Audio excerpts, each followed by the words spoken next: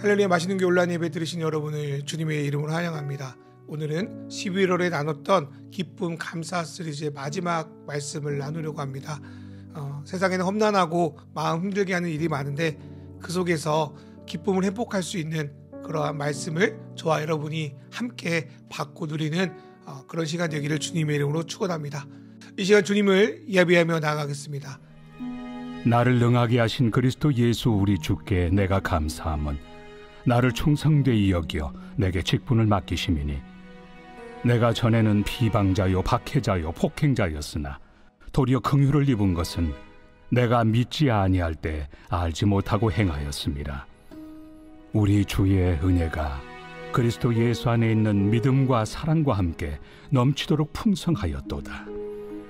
미쁘다 모든 사람이 받을 만한 이 말이여, 그리스도 예수께서 죄인을 구원하시려고 세상에 임하셨다 하였도다. 죄인 중에 내가 괴순이라. 그러나 내가 긍휼을 입은 까닭은 예수 그리스도께서 내게 먼저 일체 오래 참으심을 보이사 후에 주를 믿어 영생 얻는 자들에게 본이 되게 하려 하심이라. 우리는 11월 한 달 동안 세상 속에서 기쁨을 회복할 수 있는 방법들에 대해서 몇 주간 말씀을 나누었습니다.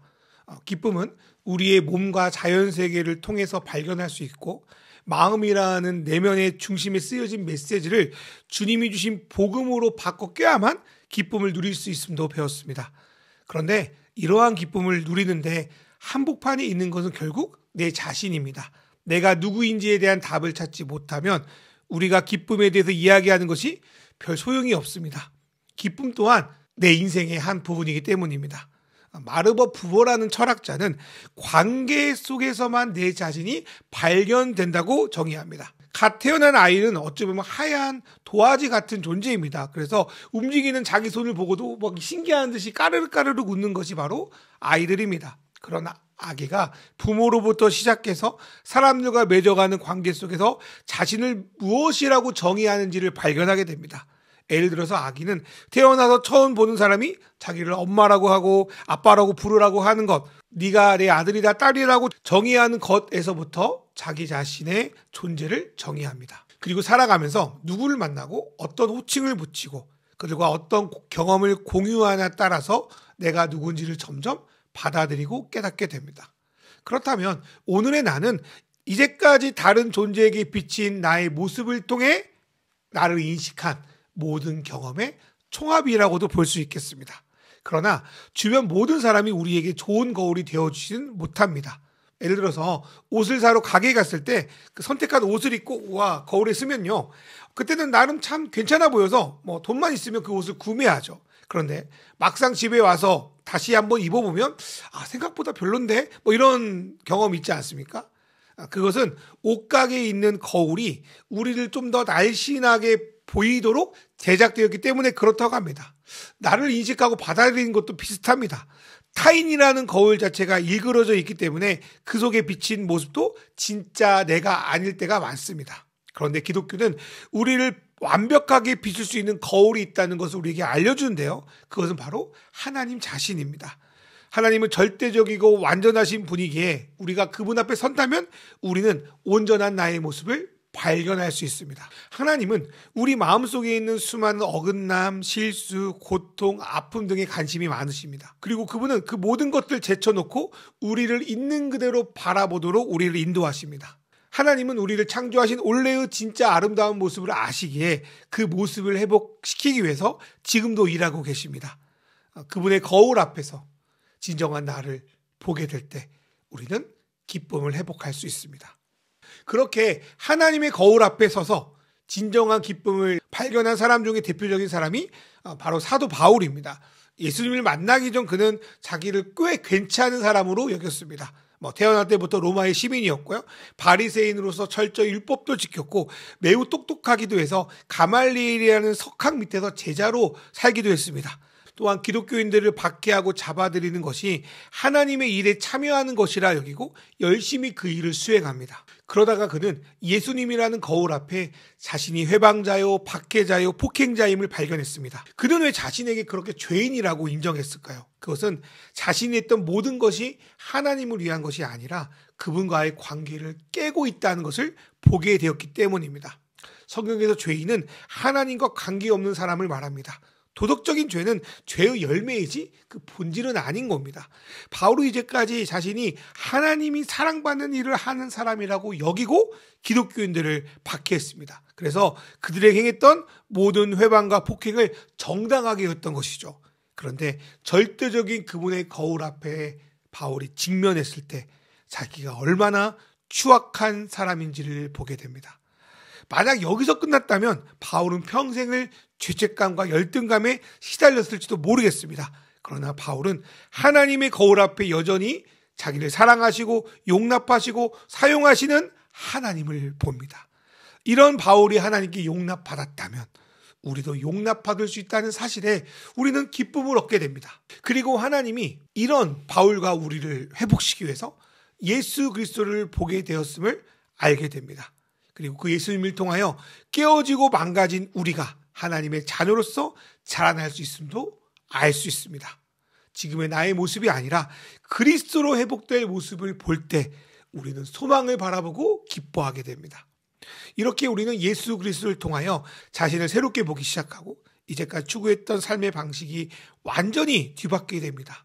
이렇게 바뀌어버린 바울은 이전에 하나님 말고 다른 거울들에게 잘 보이려고 했던 자신의 삶을 오물처럼 보이고 그리스도 안에 자기를 비추어 그 속에 비친 자기 모습을 믿음으로 받아들이는 삶을 살아간 것입니다. 그렇게 그분 안에 자기 자신을 발견하려고 하니까 그는 오히려 예수님을 만난 후에 세상적으로 더 힘든 삶을 살았지만 그의 삶에는 기쁨이 있어서 감옥에 갇힌 중에도 밖에 있는 성도들에게 기쁨을 외치는 사람이 될 수 있었습니다.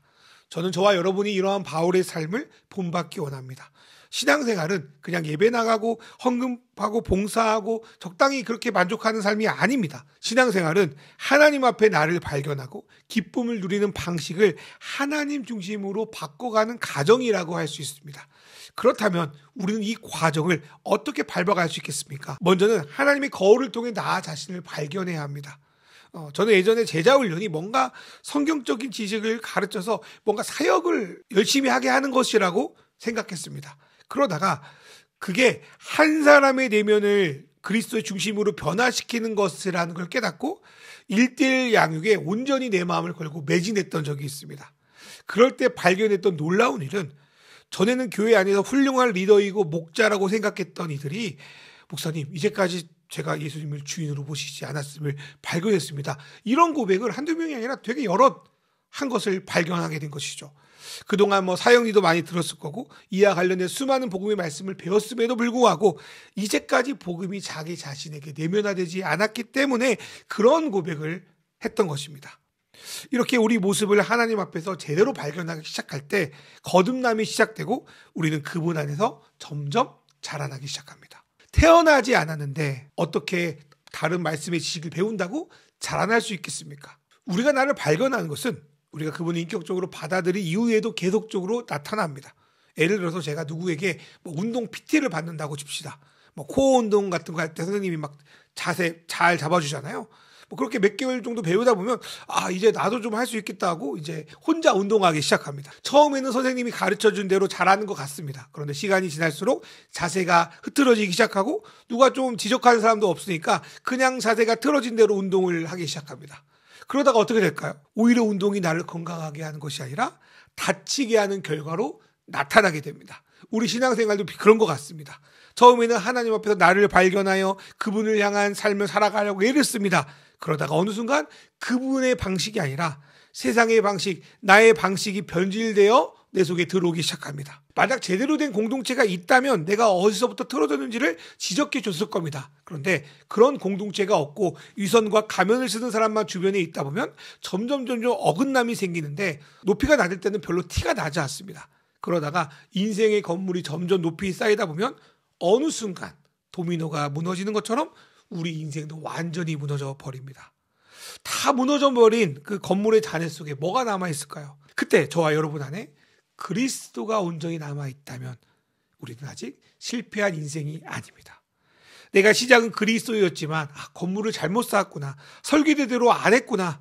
하나님은 막 높고 거창한 건물이 아니라 그리스도가 중심이 되는, 그리스도로 설계된 그런 내 인생의 건물을 쌓기 원하는구나. 그러면서 우리는 다시 인생을 시작하고 나아갈 수 있는 것입니다. 우리는 예수를 근거로 건물을 다시 쌓으면 됩니다. 그리스도가 우리의 소망이자 우리가 다시 살아가야 되는 이유와 목적이 되시기 때문입니다. 이렇게 하나님을 통하여 내 자신을 발견하기 시작할 때 우리는 다시금 하나님이 나를 얼마나 사랑하는지 새삼스럽게 깨닫게 됩니다. 하나님은 나를 비판하시기보다 이해하시는 분이고 내가 저질렀던 실수와 인생의 눈물에 공감하시는 분인 것을 알게 됩니다. 그리고 하나님께서 여전히 내 인생을 책임지시고 회복시킨다는 사실에 우리는 기뻐할 수 있습니다. 하나님은 우리를 자녀 삼으셔서 창조하신 모습으로 우리를 회복시키는 것이 목적이시기 때문입니다. 하나님께서 우리를 창조하실 때 얼마나 귀하고 아름답게 그리고 의미 있게 만들으셨는지 한번 상상해 보십시오. 우리가 이것을 실제로 느끼고 발견할 때 우리는 진실로 기뻐할 수 있습니다. 기독교인의 특권이 바로 여기에 있습니다. 주변에 내 자신을 비추는 사람들은 누구도 나를 잘 이해하지 못하고 이해하려고 하지 않을 때가 많습니다. 그러나 우리에게는 진정한 나를 이해할 분이 계십니다. 그리고 그분은 한 번이 아니라 날마다 진정한 나의 모습을 그를 통해 비춰줌으로 나를 새롭게 만드십니다. 우리가 성경을 묵상하고 기도로 나아가는 것도 이 때문입니다. 나를 인격적으로 만나주시는 그분을 만나고 그분 앞에서 나를 비추기 위함입니다. 이제까지 내가 좀 아쉬울 때 이거 안 하면 혼날까 봐 그분 앞에 나아가는 것이 아니라 내가 사랑하는 예수님 그 본질 앞에 나아갈 때 그 안에서 놀라운 안정감과 기쁨을 누릴 수 있습니다. 사랑하는 여러분, 불안과 초조가 아니라 안정감과 기쁨으로 주님 앞에 나아가길 간절히 소망합니다. 이방인처럼 무엇을 입을까 먹을까를 구하기보다 이미 나에게 오신 세상의 모든 것이신 그분을 신뢰하며 그 나라와 의를 주님 안에서 좀 누려봅시다. 그렇게 하나님이 나와 함께 하시고 내 인생을 책임져 주신다는 것을 진정 믿게 되면 우리는 점점 외부에 흔들리지 않는 기쁨의 삶을 살아낼 수 있습니다. 또한 우리는 하나님의 거울을 통해 남을 제대로 발견할 수 있습니다.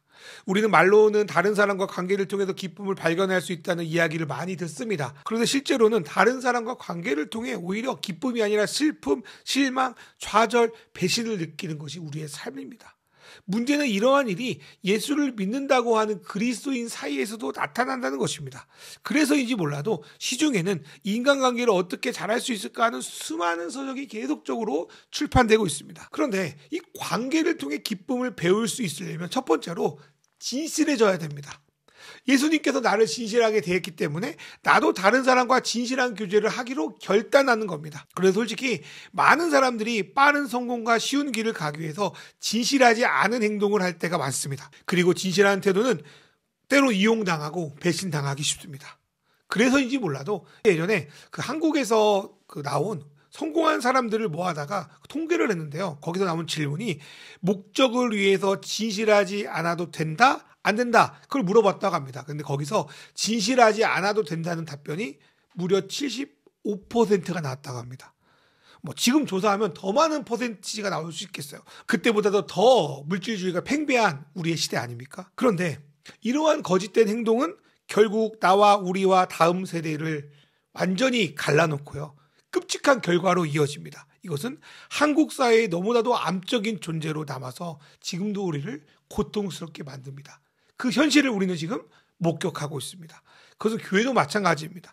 예수님은 믿는 우리에게 서로 사랑하는 진실한 공동체를 이루라고 하셨습니다. 그런데 교회만큼 위선의 탈을 쓰고 만나는 것도 드뭅니다. 실수를 드러내면 오히려 당하니까 감추고 다니고요. 자랑할 것은 없는 것도 부풀려가지고 그것을 하나님의 축복으로 포장하니까 어떻게 이러한 관계에서 진정한 기쁨을 발견할 수 있겠습니까? 그래서 우리나라 교회의 가장 큰 거짓말, 교회는 사람 보고 다니는 거 아니다. 오직 하나님 보고 다니는 거라는 말이 진리인 양 우리 안에 통용되고 있는 것입니다. 그러나 하나님을 진실로 믿는 사람은 자신과 타인에게도 진실해질 수밖에 없습니다. 하나님이 나를 다 알고 계시다는 것을 정말 믿고 있는데 상대방을 향한 나의 말과 행동 역시 진실해질 수밖에 없지 않겠습니까? 그래서 정말 하나님을 알아가는 사람은 진실합니다. 물론 우리 모두가 완벽하게 진실할 수는 없습니다. 그러나 서로에게 진실해지려고 노력할 때, 서로에게 진심이 전해질 때 그 안에 놀라운 기쁨이 있는데 그것은 그때 비로소 진정한 내가 되기 때문입니다. 사람들은 내가 아닌 나의 모습을 언제 들킬까 두려워합니다. 언제 부서질지 모르는 그 가면에 의존하는 삶이 아니라 다른 사람의 반응과 관계없이 내가 나 되는 삶을 살면 더 많이 여유로워지고 실수에도 크게 연연해야 하지 않습니다. 목회도 좀 그런 것 같습니다. 미안하지만 많은 목사님들이 성도들과 진실한 관계를 맺기 어려워합니다. 왜냐하면 자신의 좀 부족한 모습이 드러날까 무섭기 때문입니다. 그래서 성도와 적당한 거리를 맺는 것이 사역의 기술이라고 배우기도 합니다. 성도들도 이런 거에 익숙해져서 목사가 진실한 모습으로 다가가면 되게 막 부담스럽고 싫어하기도 합니다. 하지만 그렇게 살면 위장술만 늘 뿐 성숙하지는 않습니다. 잔머리만 굴리고 어떻게든 이걸 해결하려고 하는 것은 나를 온전히 받아주시고 애정의 눈으로 나를 대하시는 그 하나님을 무시하는 것입니다. 솔직히 하나님이 계시지 않으면, 하나님 우리가 믿지 않으면 진실하기 어렵습니다. 진실하신 분이 나를 바라보고 계시기에 우리가 그분 앞에 진실한 것은 당연합니다. 그리고 진실한 사람은 두 번째로 다른 사람을 진심으로 이해하려고 하고 내 말을 하는 것보다 상대방의 말을 진심으로 들어줌으로 대화가 가능해집니다. 사람들은 내가 다 안다고 착각해서 다른 사람의 말을 듣기보다 자기 말을 할 때가 많습니다. 이런 함정은 저 같은 목사들이 빠지기 너무 쉽습니다. 그런데 우리 주님은 사람들 찾아가셔서 그 사람의 말을 들어주시고 대화해 주시고 그 안에 복음을 심으셨습니다. 예를 들어서 사마리아 여인을 굳이 찾아가서 말씀하고 대화하시는 게 대표적인 예라고 할 수 있습니다. 예수님이 우리와 똑같이 되심으로 우리와 대화하신다는 것이 우리가 예수님을 사랑하는 이유 중에 하나입니다. 그런데 진실하게 살려고 하는 사람은 내가 정말 아무것도 모른다는 것, 한계를 깨닫습니다. 그러다 보면 내가 저 사람을 모르니까 그 사람의 말을 경청하게 됩니다. 나의 경험이 모든 사람에게 통하는 것도 아니고 사람마다 모두 다르다는 것을 보게 됩니다. 그리고 하나님의 주권을 인정하기 시작하죠. 그렇게 자꾸 이해하고 듣고 하나님의 도움을 구하며 나아갈 때 수만 가지 말보다 상대의 중심을 새기는 한마디 메시지를 우리는 전하고 또 다른 이에게서 받을 수 있습니다. 내가 상대를 이해하고 이해받는다는 기쁨은 너무나도 큰 기쁨입니다. 그 만남의 기쁨이 진실로 상대를 이해하려고 누리려고 하는 저와 여러분에게 있기를 주님의 이름으로 축원합니다. 우리는 11월 감사절을 맞이해서 기쁨을 회복하는 것들에 대해서 많은 말씀을 나누었습니다. 물론 기쁨에 대한 말씀 몇 번 듣는다고 막 기쁨이 생겨나는 것도 아니고 앞으로 우리의 기쁨을 빼앗을 일들이 우리 안에 수도 없이 발생할 것입니다. 그러나 이번 말씀에서 남는 게 있어야 하지 않겠습니까? 그러려면 기쁨을 좀 회복하는 연습을 좀 해내갔으면 좋겠습니다. 때론 사소한 습관이 우리의 인생을 바꾸기도 합니다. 그래서 첫 번째로 우리를 막 흥분시키는 것이 아니고 그래도 좀 사소한 좋은 것이 있다면 어떻게든 좋다, 너무 좋다, 좋은데 이런 말을 계속적으로 좀 태그를 붙이며 살아가 보십시오. 주님이 자연과 사람을 창조하시고 좋다, 심히 좋다 하신 것처럼 우리도 삶 속에서 좋아요를 막 눌러보십시오. 굳이 알프스를 가지 않아도 동네 길거리의 단풍을 보며 그분께 좀 환호해 보십시오. 주님이 사랑하는 나 자신에게도 주변 사람들을 향해서도 너무 좋다, 감사합니다, 그렇게 좀 아낌없이 남발해 보길 간절히 소망해 봅니다. 두 번째로 나 자신과 하나님 앞에 솔직하게 감정을 좀 표현해 보십시오. 진정한 기쁨은 슬퍼도 아파도 기쁜 척 하니라고 내 감정을 숨기는 것이 아닙니다. 솔직한 감정 표현에도 기쁨이 흘러나옵니다.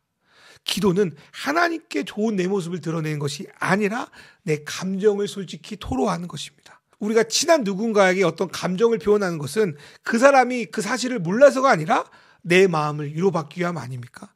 내 자신과 하나님께 그 감정을 표현하는 것은 기쁨을 누리기 위한 좋은 연습이 될 수 있습니다. 세 번째로 우리는 절대적으로 나를 비추는 하나님께 나아가 나 자신을 발견해야 됩니다. 어떻게 발견합니까? 말씀과 기도를 통해서 그분과 인격적으로 만나고 그분과 교제하게 되면 점점 거짓된 나의 눈이 하나님이 이 세상을 바라는 눈으로 변화하게 됩니다. 오랫동안 혼자 떨어져 살다가 누군가를 만나게 되어 결혼하게 되면 나와 다른 어떤 문화적 습관, 먹는 거, 식성 이런 게 달라서 완전 당황스럽습니다. 물론 너는 너 나는 나 이렇게 서로 이렇게 알아서 먹어라 이럴 수도 있겠지만 서로의 최애 음식을 알고 점점 그것에 길들여지며 어느덧 상대가 맛있어 하는 것이 어떤 의미인지 왜 그렇게 좋아했는지를 알고 나도 그것을 받아들이게 되는 것입니다. 신앙도 좀 그런 것 같아요. 절대 미각을 가진 하나님 앞에 서서 그 앞에 진실하게 나아갈 때 우리는 이제까지 먹던 것이 맛있는 것이 아니라 그분이 주신 음식을 먹는 것이 얼마나 기쁘고 감사한 일인지를 깨닫게 됩니다. 그리고 그 맛에 길들여지면 길들여질수록 우리 영혼이 건강해질 뿐 아니라 어느 순간 그 맛을 나누고 전하는 우리 자신을 보게 될 것입니다. 그렇게 삶 속에서 하나님이 주신 진정한 기쁨을 배우고 연습하며 우리의 마음을 주님이 주시는 기쁨의 맛으로 길들이는 그런 저와 여러분 되기를 주님의 이름으로 축원합니다. 이 시간 다 같이 기도하시겠습니다. 절대 기준이신 하나님 앞에 나를 발견함으로 불안이 아닌 나를 언제나 바라봐 주시는 하나님을 신뢰하며 기쁨으로 나아가게 하소서. 나의 눈이 아니라 하나님의 시선으로 남을 바라보며 이해하고 공감하고 들어줌으로 하나님이 나에게 하셨듯 나를 통해 남을 살리는 인생의 메시지가 흘러가게 하소서. 한순간의 기쁨을 누리기보다 기쁨의 습관들을 통해 내 마음이 주님을 향한 기쁨의 맛을 누리는 형상으로 회복되게 하소서. 이 시간 우리 통성으로 다 같이 기도하겠습니다. 하나님,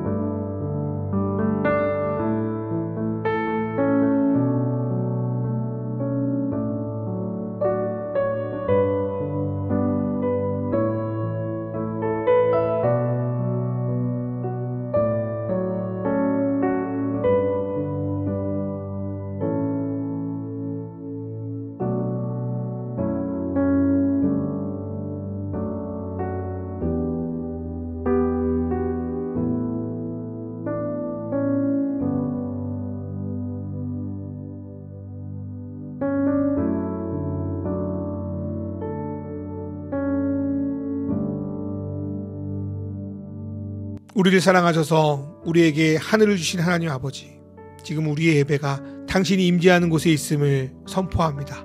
오늘 예배 속에 하나님이신 당신을 만나 당신 안에서 참된 안식과 은혜를 누리게 하여 주십시오. 주님이 상황과 환경이 아니라 하나님 아버지 안에서 기쁨을 누린 것 같이 우리도 하나님이라는 절대적 기준 속에서 내 자신을 발견하고 당신의 마음을 닮아가는 그러한 존재로 거룩한 삶을 살아가게 하여 주십시오. 지금 우리를 다스리는 것이 무엇입니까? 오로지 당신의 나라가 우리 속에 임하여 우리를 다스려 주십시오. 나의 눈이나 경험을 믿지 않고 하나님의 시선으로 세상을 바라보게 하여 주시고 그분의 뜻을 이 땅 가운데 드러내는 자로 살게 하소서. 그렇게 하나님 나라 백성으로 살기 위해서는 일용할 양식이 필요합니다. 아버지께서 그 나라와 의를 구할 때 모든 것을 더하여 준다고 하신 그 약속을 기억합니다. 우리 안에 오늘을 살아갈 기쁨을 말씀 속에서 허락해 주시고 기쁨을 빼앗길 수 있는 것들에 대해서 자유롭게 하시며 광야의 삶 속에서 만나를 내려주신 것 같이 우리 삶에도 먹고 마실 수 있는 것들을 공급하여 주시옵소서. 하나님, 내가 주님의 용서와 용납을 본받기 원합니다. 깨어진 세상에 와서 갈기갈기 찢긴 우리의 마음들을 십자가로 하나 되게 하신 그 놀라운 사랑이 지금 우리 안에 벌어진 관계의 어려움을 회복시켜 주시고 우리를 관계의 부딪힘 속에서도 자유롭게 하여 주십시오. 세상의 시험과 악은 언제나 여러 가지 형태로 우리의 기쁨을 빼앗으려 합니다. 이들에게 진정한 생명이 없음을 인지하고 폭풍 속에서도 안전하게 주무시는 예수님을 따라 시험에 빠지지 않고 주님의 능력으로 악을 물리쳐 잠잠케 하여 주시옵소서. 또한 세상은 우리에게 물질을 모으거나 권력을 차지하거나 남에게 인정받거나 쾌락을 누리며 행복하다고 속입니다. 그럼에도 우리는 주님께 행복이 있다는 굳건한 믿음 아래 예물을 드리며 기도로 나아갑니다. 우리가 그렇게 담대하게 물질을 드리고 예배할 수 있는 것은 나라와 권세와 영광이 영원히 아버지 하나님께 있기 때문입니다. 예수님의 이름으로 기도드립니다. 아멘. 이제는 우리 주 예수 그리스도의 은혜와 하나님 아버지의 사랑과 성령님의 인도하심이 이제 나 자신의 기쁨을 받아들이고 다른 사람의 기쁨을 나누고 기쁨의 사람이 될 줄 믿는, 그래서 기쁨을 연습할 줄 믿는 우리 마신교회 성도들과 영상을 통해 예배하는 모든 믿음의 자녀들을 위해 이제로부터 영원히 함께 하시기를 간절히 축원하옵나이다. 아멘.